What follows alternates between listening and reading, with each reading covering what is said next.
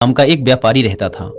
वैसे तो एक समय उसकी गिनती नगर के सबसे अमीर व्यापारियों में की जाती थी, लेकिन अब वह सिर्फ नाम का ही सेठ रह गया था। उसका व्यापार बंद होने की कगार पर आ गया था। उसके ऊपर बहुत सारा कर्ज लग चुका था। उसके दिन बहुत ही गरीबी में बीत रहे थे और उसके इस हालत का कारण उसका स्वभाव था। वह एक बहुत ही शांत और भोला स्वभाव का व्यक्ति था। वह किसी की भी बातों पर बहुत ही आसानी से विश्वास कर लेता था, इसीलिए उसे मूर्ख बनाना बहुत ही आसान था। चालाकी तो उसके अंदर थी ही नहीं और उसके इस सरल स्वभाव का फायदा उठाकर ही लोगों ने उसे इस हालत में पहुंचा दिया था। उसके कुछ चालाक मित्र, रिश्तेदार और दूसरे व्यापारियों ने उसके खिलाफ षड्यंत्र रचे। अपनी बातों में बहलाकर उससे ऐसे ऐसे नए व्यापार करवाए जिसमें उसे सिर्फ नुकसान ही हुआ। भोला सेठ पहले तो इन सब चालाकियों को नहीं समझ पा रहा था, लेकिन अब जब वह कंगाल हो चुका था तब उसे अपनी गलतियों का एहसास हुआ। लोगों के द्वारा दिए गए धोखों का पता चला और जिन्हें वह अपना समझ रहा था उनकी सच्चाई का पता चला। अब भोला सेठ पूरे दिन अपने साथ हुए धोखों और अपनी इस हालत के बारे में सोचता रहता और खुद को कोसता रहता, जिससे अब उसके दिन बहुत ही तनाव और उदासी में बीतने लगे।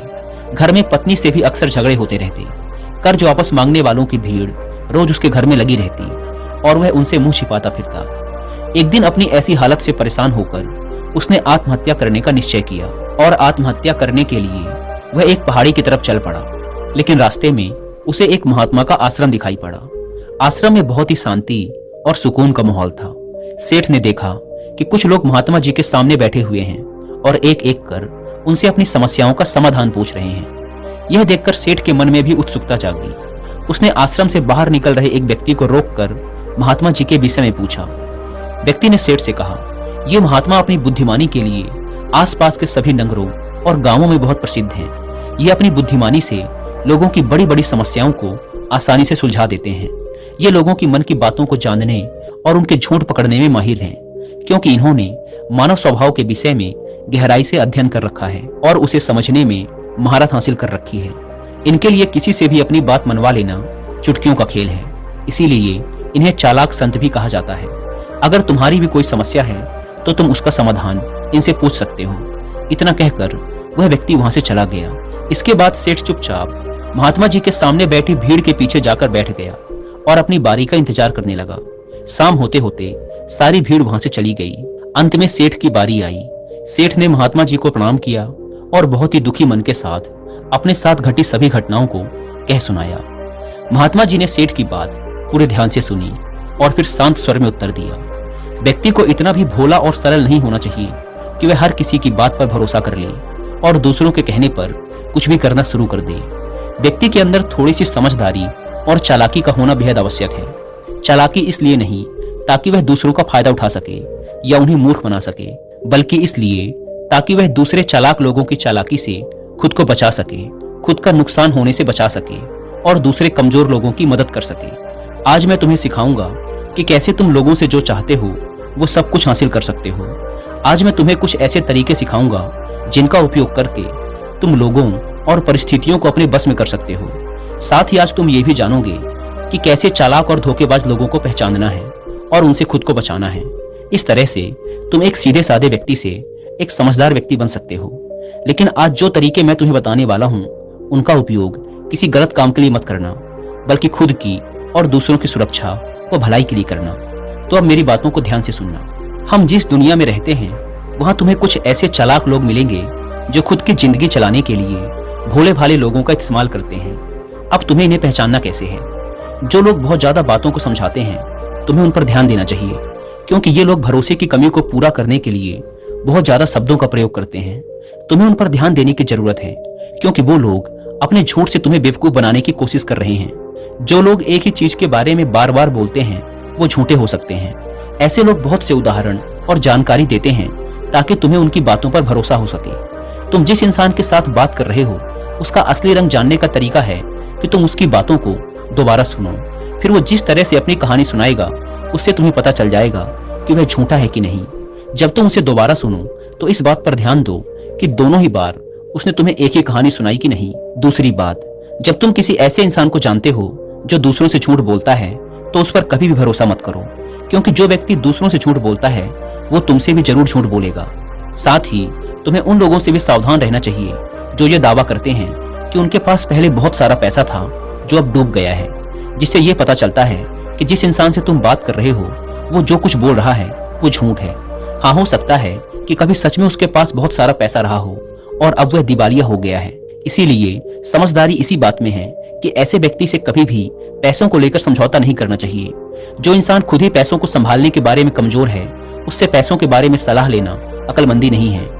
तुम्हें नाकाबिल लोगों से भी सावधान रहने की जरूरत है, क्योंकि अगर कोई इतना काबिल नहीं है कि वह जरूरी बातों का ख्याल रख सके तो ऐसे लोग अपने व्यापार या काम को संभाल नहीं सकते। एक सच्चा समझदार व्यक्ति अपना ध्यान ज्यादा जरूरी समस्याओं की ओर रखता है, ना कि फालतू के कामों में। एक बात और कि जो इंसान हमेशा अपनी बात दोहराता है और बात बात पर वादे करता है, कसमें खाता है, वो झूठा होता है। इसीलिए ऐसे व्यक्ति का कभी भी भरोसा नहीं करना चाहिए। दूसरी बात, अगर तुम्हें लगता है कि किसी भी इंसान के साथ हमेशा अच्छा व्यवहार करके तुम्हें तुम्हारी इच्छा के अनुसार परिणाम मिलेगा तो तुम गलत हो। तुम्हें ये बात याद रखनी चाहिए कि लोगों को सिर्फ वही चाहिए होता है जिसे वो कभी हासिल नहीं कर पाए। तो अगर तुम्हें सामने वाले से अपना काम करवाना है तो उसे बार बार ये भरोसा दिलाओ कि तुम उसे वो चीज दिला सकते हो जिसे वो खुद हासिल नहीं कर पाया। इसे और असरदार बनाने के लिए तुम्हें 2 नियमों पर ध्यान देना चाहिए। पहला, जिस इंसान को तुम अपने काबू में करना चाहते हो उसे वो देना शुरू कर दो जो वो चाहता है। दूसरा, उस इंसान को तुम तब देखो जब वो तुम्हारे नियंत्रण में आ जाता है। देखो कि उसे कैसे तकलीफ पहुंचती है जब तुम उसे वो देना बंद कर देते हो जो वो चाहता है। जब भी तुम्हें लगे कि वो इंसान तुम्हें हल्के में लेने लगा है तो उससे वो चीज वापस ले लो जो तुमने उसे दी थी। ये चीज सामने वाले को एक कमी और खालीपन का एहसास करवाएगी, जिससे वो फिर से तुम्हारी बात मानने को तैयार हो जाएगा। दोस्तों, इंसानी स्वभाव या ह्यूमन साइकोलॉजी के बारे में और डिटेल से समझने के लिए मैं आपको कुक एफएम पर एक हिंदी ऑडियो बुक भी रिकमेंड करूंगा, जिसका नाम है read people like a book. ये ऑडियो बुक हमें सिखाती है कि कैसे हम सामने वाले इंसान की बॉडी लैंग्वेज पर ध्यान देकर उसके दिमाग को पढ़ सकते हैं, बिना उसके एक भी शब्द बोले उसके दिमाग में घुस सकते हैं, कैसे लोगों की भावनाओं विचार उड़ते हैं। तीसरा, जब कोई इंसान ऐसा बर्ताव करता है कि उसे सब कुछ मालूम है तो निश्चित तौर पर तुम एक ऐसे व्यक्ति से बात कर रहे हो जिसके पास दिमाग की कमी है। असलियत ये है कि जो व्यक्ति ये मानता है कि उसे कुछ नहीं पता, अंत में वही सबसे बुद्धिमान निकलता है और बाजी मार जाता है। अगर तुम्हें अपने आसपास के लोगों और परिस्थितियों का नियंत्रण अपने हाथ में लेना है तो नरम और विनम्र बनना ही सबसे अच्छा तरीका होता है। इससे ये दिखता है कि तुम लोगों से बहस या झगड़ा नहीं करना चाहते हो। अपने शरीर के हाव भाव को भी विनम्र रखो। लोगों को जब एक बार पता चल जाता है कि तुम बहुत कुछ जानते हो तो तुम्हारी सफलता या असफलता को तुम्हारे ही खिलाफ उपयोग किया जाएगा। तुम्हारी नाकामयाबी पर तुम्हारा अपमान किया जाएगा और तुम्हारी कामयाबी पर लोग तुमसे नफरत करना शुरू कर देंगे। और जब तुम लोगों के सामने ऐसे दिखाते हो कि तुम्हें सब कुछ पता है तो लोगों से अपनी बात मनवाने की तुम्हारी तरकीब असफल हो जाती है। लोग तुम पर उन्हें इस्तेमाल करने का आरोप लगा सकते हैं और वो तुम्हारी योजना के आगे बढ़ने से पहले ही तुम्हें मौका दिए बिना मना कर देंगे। हमारे नादान, अनजान व विनम्र बने रहने से लोगों को हम पर शक नहीं होता कि हम उनसे अपना काम निकलवा रहे हैं। जो व्यक्ति अपने इरादों और भावनाओं को छुपाने में जितना माहिर होगा वह उतनी ही आसानी से लोगों को अपने नियंत्रण में ले सकता है। जब लोगों को लगेगा कि तुम नरम हो और तुम्हारा झगड़ने का स्वभाव नहीं है तो वो आगे बढ़कर तुम्हारी मदद करना चाहेंगे और हो सकता है कि तुम्हें अपने बारे में वो जानकारी दे दें जिसका उपयोग तुम उन्हें काबू में करने के लिए कर सकते हो। और वो ये सारी जानकारी सिर्फ इसीलिए तुम्हें देंगे क्योंकि उन्हें भरोसा होगा कि तुम उनसे कभी नहीं लड़ोगे।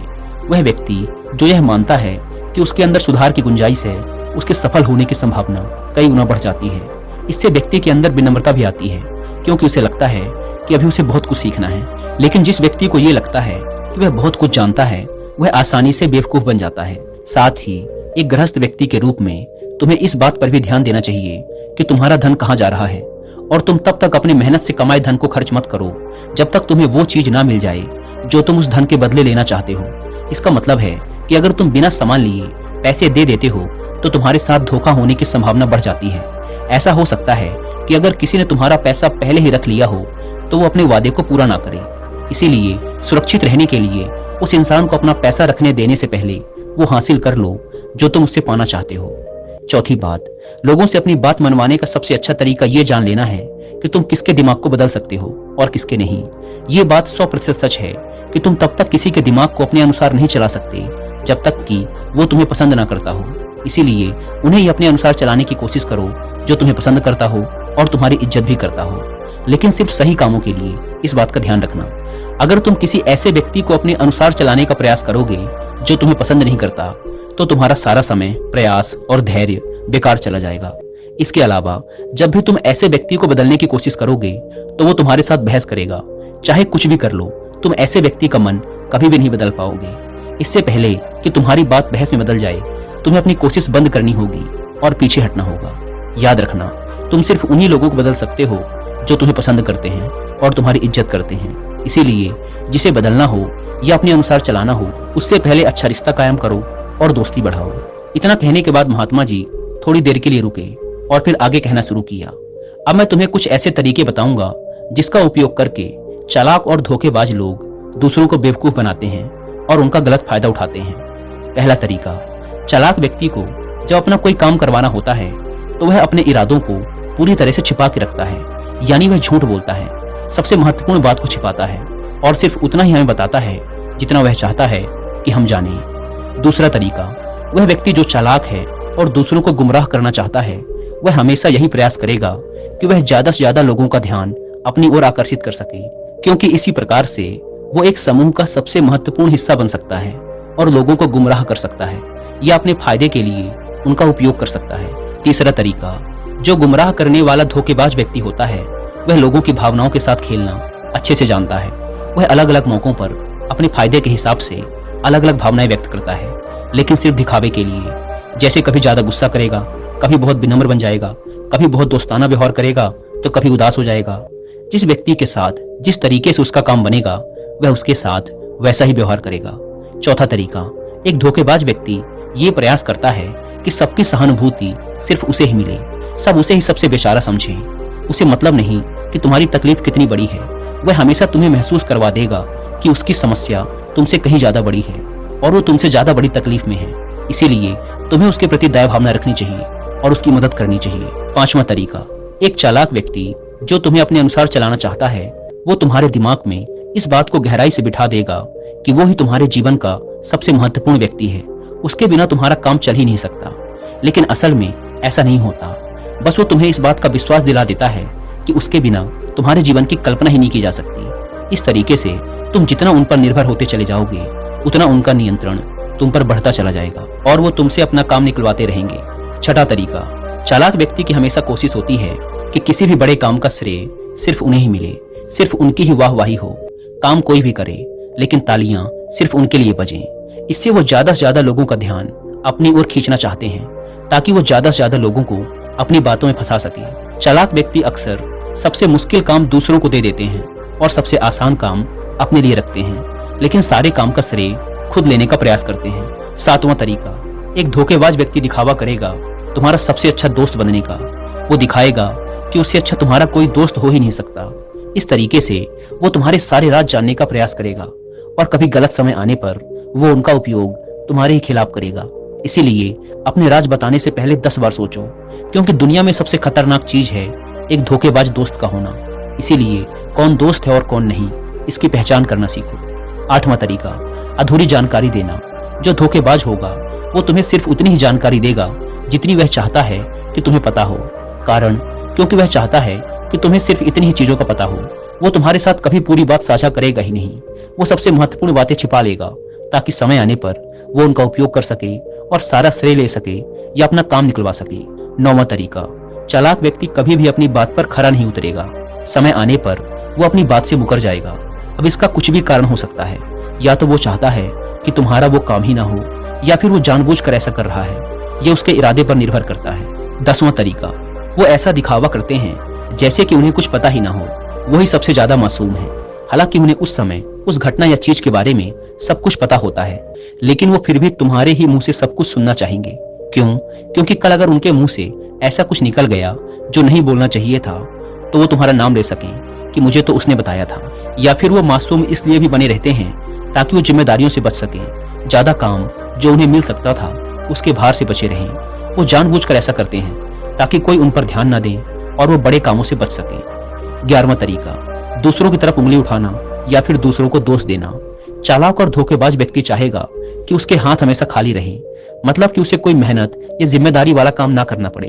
इसीलिए वो दूसरों की तरफ उंगली करते रहते हैं कि मुझे ये काम अच्छे से नहीं आता, उसे अच्छे से आता है। या फिर दूसरी स्थिति ये आती है कि कहीं उनकी पोल खुलने वाली होती है या उनकी इज्जत पे बात आ जाए, तब भी वो अपनी गलती का दोष दूसरों पर ही डालते हैं। 12वां तरीका, एक गुमराह करने वाला धोखेबाज व्यक्ति हमेशा झूठी तारीफ करेगा। वो वही बोलेगा जो सामने वाला उसे सुनना चाहता है, और वो ऐसा तब तक करेगा जब तक उसका काम नहीं निकल जाता। उसके बाद वो उसी व्यक्ति की लोगों के सामने बुराइयां करेगा और उसकी कमियां गिनाएगा। 13वां और आखिरी तरीका, वो तुम्हारे निर्णयों पर अपना नियंत्रण रखने का प्रयास करेगा। सबसे पहले एक धोखेबाज और चालाक व्यक्ति तुम्हारा सबसे अच्छा मित्र या हितैषी बनने का प्रयास करेगा। उसके बाद जब उसे भरोसा हो जाएगा कि तुम उस पर आंख मूंद कर विश्वास करने लगे हो, तो वो तुम्हारे निर्णय खुद लेने का प्रयास करेगा और तुम्हें यह महसूस करवा देगा कि जो निर्णय उसने तुम्हारे लिए लिए हैं वही निर्णय तुम्हारे लिए सबसे फायदेमंद है, जबकि अंत में इसका फायदा सिर्फ उस चालाक व्यक्ति को ही मिलने वाला है। तो ये थे वो तरीके जिनका उपयोग करके